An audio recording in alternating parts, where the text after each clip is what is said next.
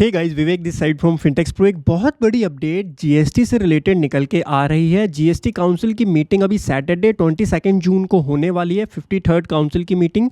उससे पहले एक बहुत बड़ी अपडेट आ रही है जीएसटी रिटर्न से रिलेटेड। एक न्यू जीएसटी की रिटर्न जीएसटीआर 1A यानी अमेंडमेंट की जीएसटीआर 1 की रिटर्न जो है वो आने वाली है। क्या ये रिटर्न होगी, कैसे इसमें डेटा जाएगा, सभी डिस्कस करते हैं। CNBC TV 18 की तरफ से जो है ये इन्फॉर्मेशन आई है जो मैं आपके साथ शेयर कर रहा हूँ।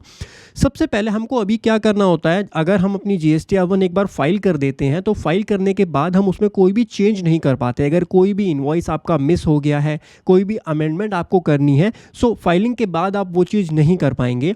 सो currently the tax payer can not modify GSTR 1 detail in the same period after it has been file. जैसे 11 को अगर आपने फाइल कर दी अपनी जीएसटीआर 1, उसके बाद आपको 2 दिन बाद पता चला, 14 को पता चला कि 2 इनवॉइसेस आपने मिस कर दिए R1 में रिपोर्ट करना, तो आपके पास एक ही ऑप्शन बचता है, नेक्स्ट मंथ में जाकर के आप उन इनवॉइसेस को रिपोर्ट करें।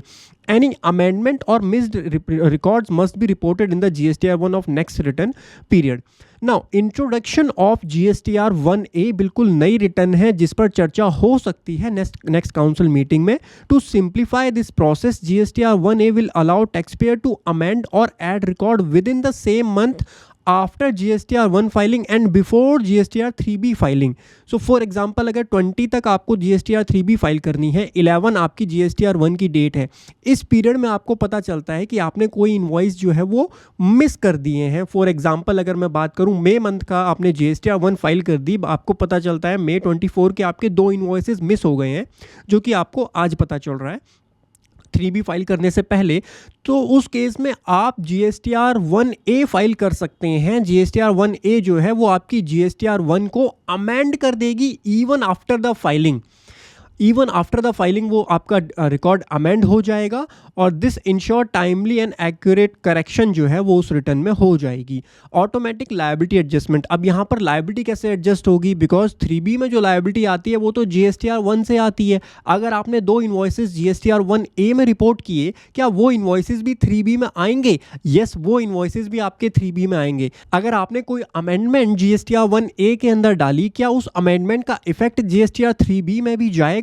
यस, GSTR 3B में भी वो वाला इफेक्ट जाएगा। इसका मतलब अब जो आपकी GSTR 3B प्रिपेयर होगी वो GSTR 1 plus adjustment of GSTR 1A, इन दोनों की एडजस्टमेंट के बाद आपकी GSTR 3B में लायबिलिटी ट्रांसफर होगी। सो अगर आपने 2 मिसिंग इनवॉइस GSTR 1A में डाले हैं तो वो टैक्स लायबिलिटी आपकी ऐड हो जाएगी GSTR 3B के अंदर। The amended liability will be automatically populated in GSTR 3B enabling correct liability discharge. Same period modification, ये बहुत इंपॉर्टेंट पॉइंट है। जैसे आपको आज पता चला 3B फाइल करने से पहले कि मेरे कुछ इनवॉइस मिस हो गए हैं, तो वो आप उसी पीरियड में एडजस्ट कर सकते हो। नेक्स्ट मंथ में जाकर के नेक्स्ट मंथ के रिटर्न को छेड़ने की ज़रूरत आपको नहीं पड़ेगी। तो ये एक अच्छा स्टेप हो सकता है।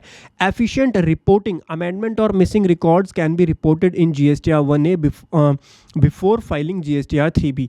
बट यहाँ पे एक इंपॉर्टेंट क्वेश्चन जो अभी क्लैरिफाई नहीं है, जैसे ये आएगा इस पर डिस्कशन होगा, वो पॉइंट भी क्लैरिफाई होगा।